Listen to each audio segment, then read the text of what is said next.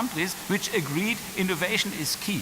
And now it is clear what we have to do. We have to establish systems that basic innovations, long-term innovations, technologies which are necessary, perhaps necessary, in the year 2035 or 2040. You cannot expect that the private sector provides this kind of innovation. It's necessary that the government must support.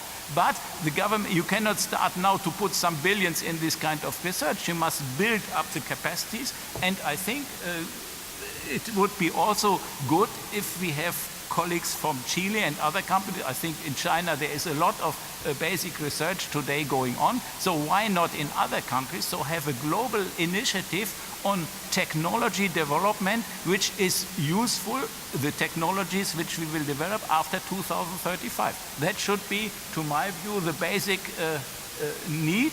And the problem why we should need this, because the actual discussion is only going to the short-term base. Even the German Ministry for Research and Development, which should do this long-term view, they spend 250 billion euros in short-term projects, and I think that is not the good approach.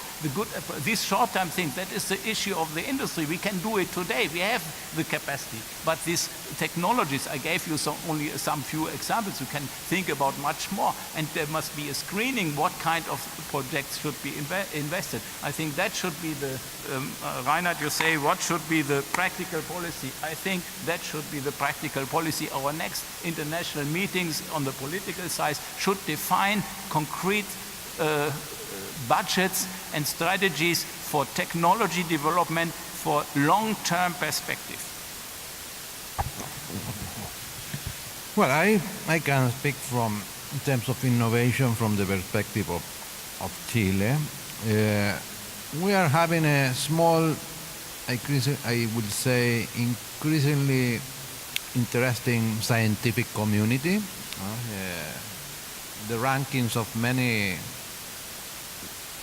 developing countries, middle income, high income developing countries, in terms of how they are in the QS university ranking is going up.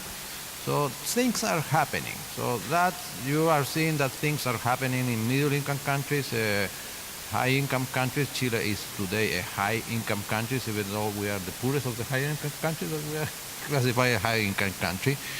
And we have committed with the Paris Agreement, and we are going to fulfill the Paris Agreement. We will be very ashamed if we don't do it.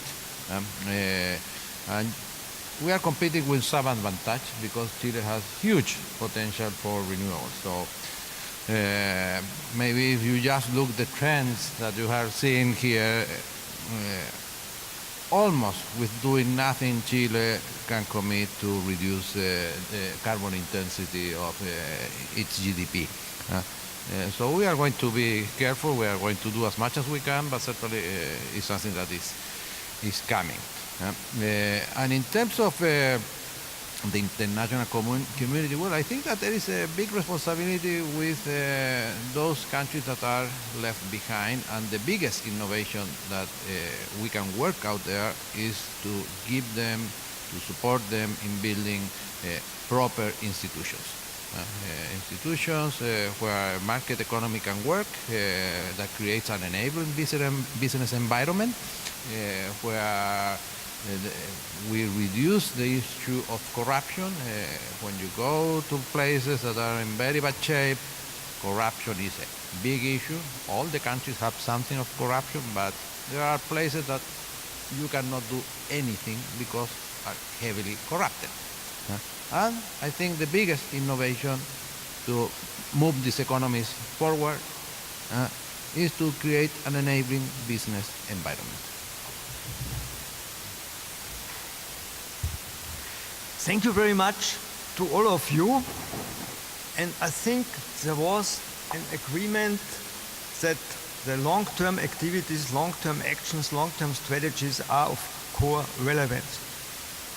Now I try to provide the answer to the question of this meeting, of this conference, which is evolution or revolution in heading towards sustainable energy systems. If we focus on these long-term strategies, it's a clear sign that it goes by evolution. But I think there might be some surprises for example, in this consumages sector that could even provide revolutions within short periods of time. These were my last words. I now say goodbye, and the last words of this conference will be spoken by the President of the Austrian Association for Energy Economics, Thomas Irschig.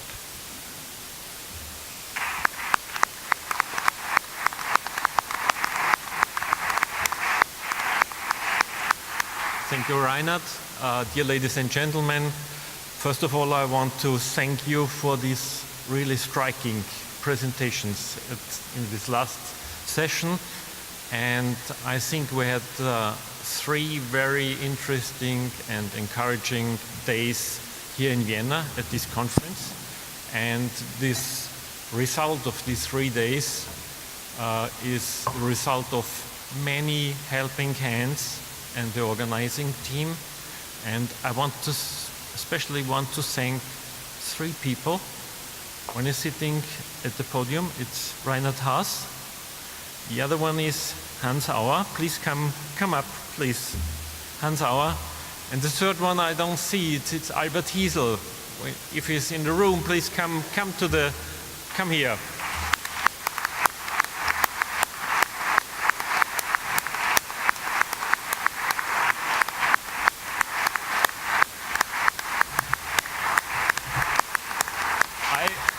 I think they did a great job, a wonderful job, and they worked very hard during the last 2 years. And please, once again, a great applause to these 3 people. Yeah.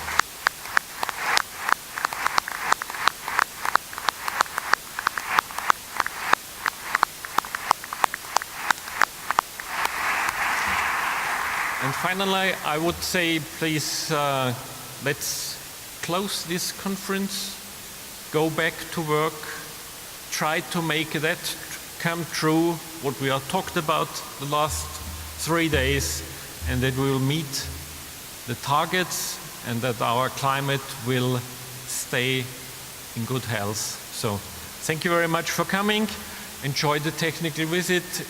Tomorrow, whoever goes to Zwentendorf or to the waste incineration plant in Spittelau, and good luck for doing a good job. Thank you.